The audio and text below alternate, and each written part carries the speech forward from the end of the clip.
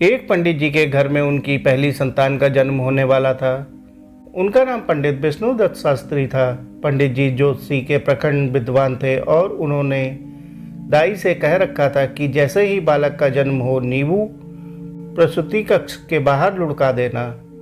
बालक जन्मा, लेकिन बालक रोया नहीं तो दाई ने हल्की सी चपत उसके तलबों में दी और पीठ को मला और अंततः बालक रोया। दाई ने नींबू बाहर लुढ़काया और बच्चे की नाल आदि काटने की प्रक्रिया में व्यस्त हो गई।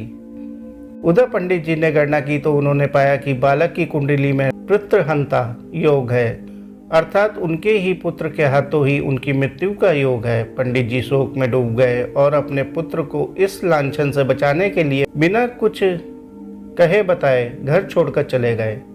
16 साल बीते। बालक अपने पिता के विषय में पूछता, लेकिन बेचारी पंडिताइन उसके जन्म की घटना के विषय में सब कुछ बताकर चुप हो जाती, क्योंकि उसे इससे ज़्यादा कुछ भी नहीं पता था। आज तो पंडित जी का बेटा अपने पिता के पक्ष चिन्हों पर चलते हुए प्रखंड ज्योतिषी बना। उसी वर्ष राज्य में वर्षा नहीं हुई। राजा ने डोंडी पिटवाई। जो भी वर्षा के विषय में सही भविष्यवाणी करेगा उसे मुंह मांगा इनाम मिलेगा, लेकिन गलत साबित हुई तो उसे मृत्युदंड मिलेगा।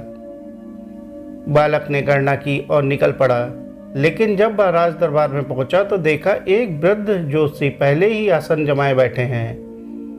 राजन, आज संध्या काल में ठीक 4 बजे वर्षा होगी, वृद्ध ज्योतिषी ने कहा। बालक ने अपनी गणना से मिलान किया और आगे आकर बोला, महाराज मैं भी कुछ कहना चाहूँगा। राजा ने अनुमति दे दी। राजन, वर्षा आज ही होगी, लेकिन 4 बजे नहीं बल्कि 4 बजे के कुछ पलों के बाद। वृद्ध ज्योतिषी का मुंह अपमान से लाल हो गया और उन्होंने दूसरी भविष्यवाणी भी कर डाली। महाराज, वर्षा के साथ ओले भी गिरेंगे और ओले 50 ग्राम के होंगे। बालक ने फिर गणना की। महाराज, ओले गिरेंगे, लेकिन कोई भी ओला 45 से 48 ग्राम से ज़्यादा का नहीं होगा। अब बात ठन चुकी थी।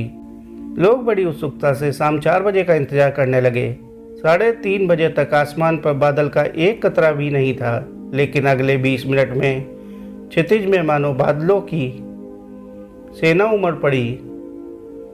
अंधेरा सा छा गया, बिजली कड़कने लगी, लेकिन 4 बजने पर भी पानी की एक बूंद ना गिरी। लेकिन जैसे ही 4:02 हुए, धरासार वर्षा होने लगी। वृद्ध ज्योतिषी ने सिर झुका लिया। आधे घंटे की बारिश के बाद ओले गिरने शुरू हुए। राजा ने ओले मंगवा कर तुलवाए, कोई भी ओला 50 ग्राम का नहीं निकला।